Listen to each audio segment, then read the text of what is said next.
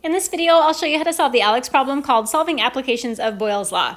There are two different versions of this problem. They both use the exact same equation and they both use basically the same content. I feel like this is probably the harder or the more confusing version of the problem to solve. I am going to only show you how to solve this problem, but at the same time, I'll be talking about how you would solve the other problem as well. So the Boyle's Law is an equation that says that the initial pressure times the initial volume of a gas is going to be equal to the final pressure times the final volume of a gas. This is going to apply to a gas that is moving from one container to another, so it would be changing volume, and the pressure change goes along with that. And that's the situation that is described in this particular ALEKS problem. So this version of the problem has gas in a storage cylinder in a lab, and the gas is being released into an empty plastic bag. The other version of the problem that I've seen has to do with like a diver needing to compress gas into a tank to do some sort of scuba diving. In either situation, this is the equation that you're going to use. So for this problem, the pressure in this equation in this particular problem is going to be given to us in units of atmosphere. And it's actually, ALEKS is actually only going to give us one pressure. And then it's going to make or expect us to make the assumption about what the other pressure is. And in this problem, one of the cool things about Boyle's Law is that you can actually use any metric unit you want for the volume. So the volume could be in units of milliliters, it could be in units of liters, it could be in units of cubic centimeters or units of cubic meters, like basically whatever is convenient for you when you're solving this problem. It just needs to be something metric. And that is going to make this problem actually pretty straightforward to solve. So in this version of the problem, and actually in both versions of the problem, it's important for you to think about the situation so that you can identify your initial conditions and your final conditions. That is going to involve like reading the problem and determining what's initial and what is final. So in my problem, it tells me that I have gas in a cylinder. The dimensions of the cylinder is that it's 3 centimeters wide and 15 centimeters high. And then that gas is being released into an empty plastic bag.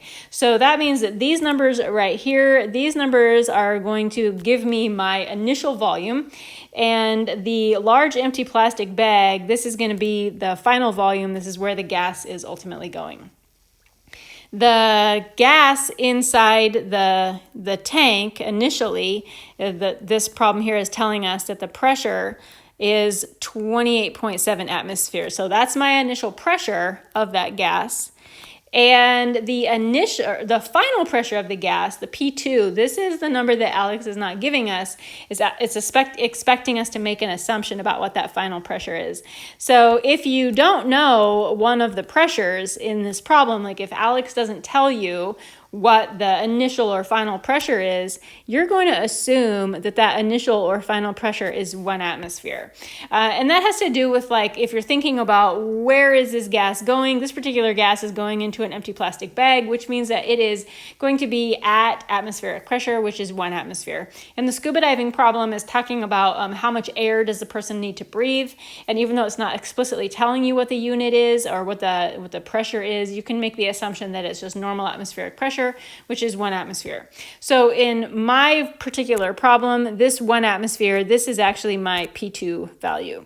So I know the initial pressure of the gas inside the cylinder. I know, or I can calculate the initial volume of the gas because I can calculate the volume of the cylinder. I'm making the assumption that the final pressure is 1 atmosphere, and I'm being asked to calculate the final volume. Look at it, it wants me to do it in units of liters. Now, one of the reasons why I think that this particular problem is tricky, if we read carefully, it says, what will be the final volume of the nitrogen gas, including what's collected in the plastic bag and what's left over inside the cylinder?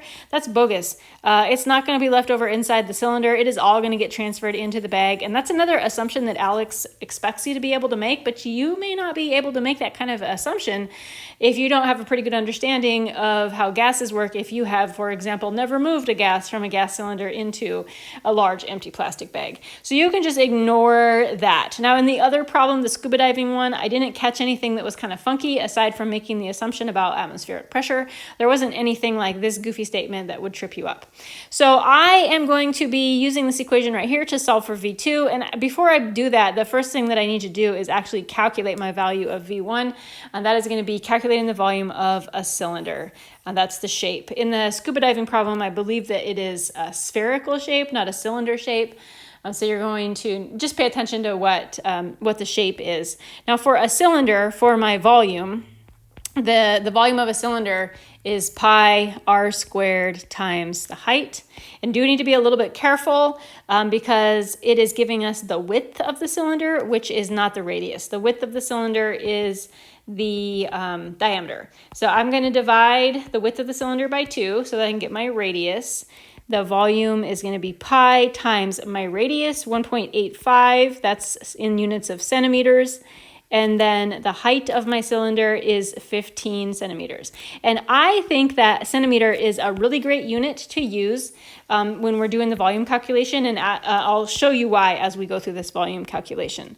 So I'm going to go ahead and carry out that volume calculation. Pi times 1.85 squared times 15. My volume is 161.3, and those units are centimeters cubed. So here's a really useful, I already told you that a cubic centimeter is a totally okay unit to use in Boyle's Law. There's nothing wrong with that. But a really useful unit that you may not know or you may have forgotten is that 1 cubic centimeter is equal to 1 milliliter. And that is a great unit. Now, it's not true for cubic meters. 1 cubic meter is not equal to 1 liter.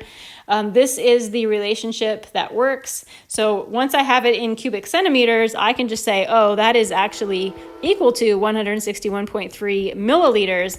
And that's why I feel like the cubic or the centimeter unit are great units for the diameter and the height, because this is a super easy conversion. And then one more easy conversion to convert it into liters if I wanted to do so, which I do because ALEKS is asking me to give my final answer in units of liters. So now I am ready to go ahead and plug stuff into Boyle's Law. I'm going to rewrite it down here. P1 V1 equals P2 V2. Remember, I'm solving for V2, so I want to isolate that V2 variable. So I'm going to divide both sides of the equation by P2. And that's going to give me this relationship. V2 equals P1 times V1 over P2. My P1, I said, is my initial situation is when it's in the gas tank. So that's 28.7 atmospheres. My initial volume, that's the volume of my cylinder, which I calculated 0.1613 liters. And then my final pressure, that was the pressure that ALEKS didn't give me, but I'm being asked or expected to make the assumption that the final pressure is atmospheric pressure. And so I can just multiply my volume. Oh, wait, no, because my volume is in, I've got to convert my volume into liters first. And then I can multiply my volume by the pressure. And I'm not going to do the division by 1. 4.6, ALEKS just wants 2 sig figs, 4.6 liters.